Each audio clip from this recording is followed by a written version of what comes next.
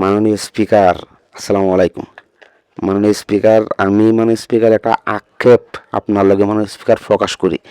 আমি কিন্তু স্পিকার সমাজের সবচেয়ে নিচু স্তরের নিচু শ্রেণীর মানুষ, অশিক্ষিত গরিব স্পিকার। আমার ইটা বলে ফেসবুকটা ফেসবুকটা স্পিকার কি সুস্থ মানুষের দ্বারা চালানি সম্ভব, ব্যবহার করা সম্ভব?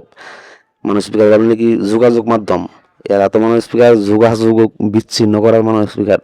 লজ্জা সরম কি কইতাম, এটা তো সবাই জানি, এটা নতুন করে আর কিছু কোয়ার নাই।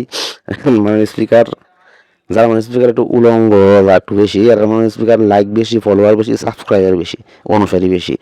স্পিকার এই সদস্যটি দেয়া, এই নাগরিক গুলারে দেয়া আপনি কি করবেন?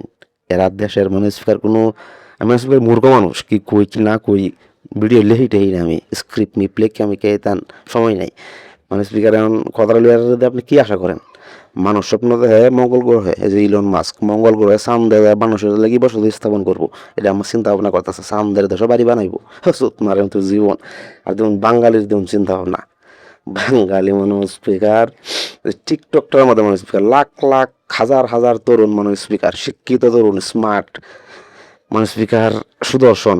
এই এই কিন্তু ওই যে এই যুবকগুলা তরুণগুলা স্পিকার চিন্তা করে, যদি আমি সোশ্যাল মিডিয়াতে কিছু করা পাইতাম, টিকটকে যদি আমার একটা ফ্যান ফলোয়ার হইতো, টিকটকে যদি আমি সেলিব্রিটি হইতে পারতাম, এরই স্পিকার বাঙালির চিন্তা ভাবনা। এই জাতিটাতে আপনি কি করবেন?